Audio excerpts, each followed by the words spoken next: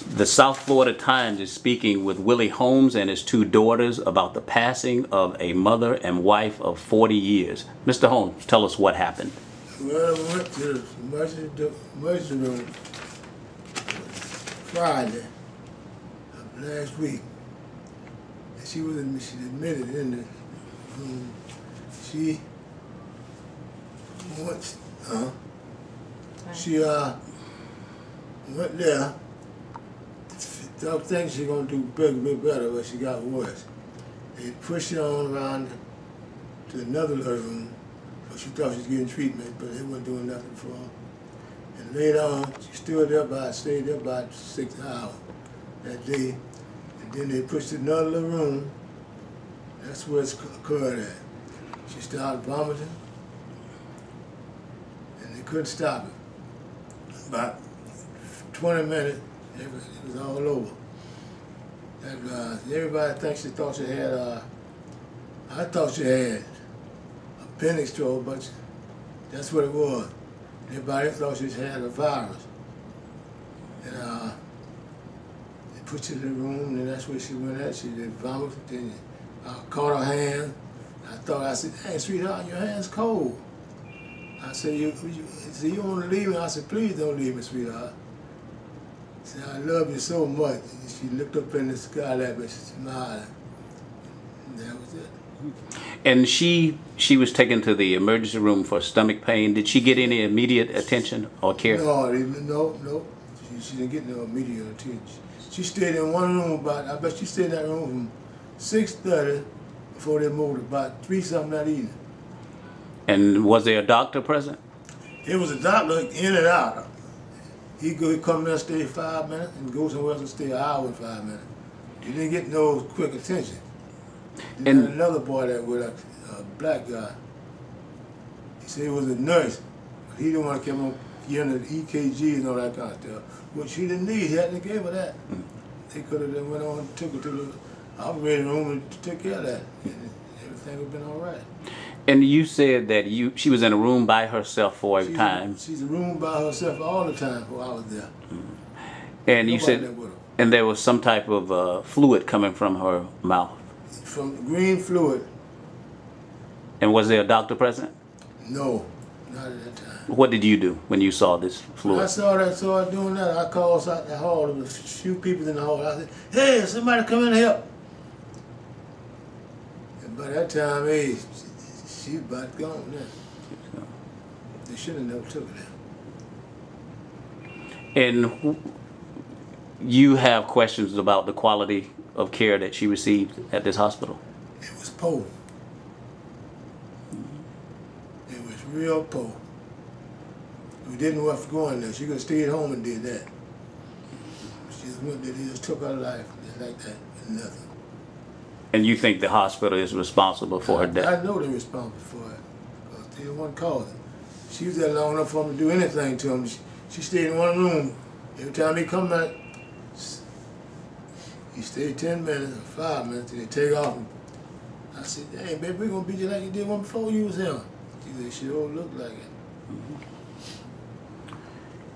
And your daughters, Lisa, how did you find out about your mother's death, and what are your thoughts on what happened at the hospital? Well, I found out after I tried to go to their home that morning, and I went on back home because I figured they had went on to the hospital, and when I called back to the house, my dad answered and said Mom had died. And I had so many unanswered questions because she had gotten there in time enough for treatment to be done, and it shouldn't have to result in her, I don't know if her appendix actually ruptured, I don't really know what happened, but that's what they're saying. But for as many hours as she were there, she should have been taken to the emergency room, not put into a regular room. She was in room 319, and I want to know why she was in 319 and not in ICU if she had fluid everywhere. Or also, why wasn't she taken into surgery if this was the case? Okay, and you have questions about the quality of care? I have a lot of questions of the quality of service because I don't feel like she had prompt attention. She had an emergency situation and she should have been taken to emergency surgery right away. that was very time, you know, you don't have much time to waste around with that, what they saying she had. And have you heard anything from the hospital? Any explanations or No anything? explanations at all. The only thing they said, they didn't even do an autopsy. We wanted, they haven't even done an autopsy. They just told us how she died, and we want to know, we need an autopsy to know how she died. And the funeral home got her body the same day. You know, the autopsy will tell everything. How they supposed to just guess the cause of death? And has the family requested an autopsy? No, I don't believe. We just dealing with the shock of her being gone, and we haven't really did much of anything yet. Just trying to get through this part. And Gina, how did you hear about? What do you know about this? On Saturday, my sister came to my house, and my nephew knocked on the door and said that my mom want you, and I went out to her car, and I said yes, and she told me that, did my dad call you? And I said no, and she said mom passed away. At that time she left, and I was out in the yard, and I think I just started screaming and yelling, and I was a little distraught for about an hour or two. And finally some friends came over. They got my cell phone and found phone numbers, and they started calling for help for me because I was distraught. And finally they convinced me to get in the car, and they took me to the hospital. On arrival, as soon as I was pulling up, my cell phone would ring, and my friend answered, and she said it was a nurse from that hospital. I think her name is Barbara, and she said that my mom gave my name as a next of kin. She was just calling me on arrival from the hospital, being that my mom probably was dead 2 hours prior to that. My question is, she came in from ambulance through the emergency services. I want to know why she was not treated or seen properly. During that time, they should have did blood work, what have you, trying to diagnose her problem, and I don't think that they did that, and I think they're negligence for her death.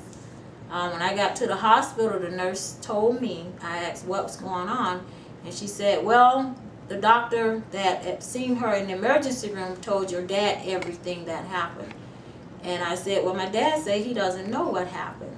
And she said, well, the doctor that seen her, he's gone on vacation now, so I don't know anything.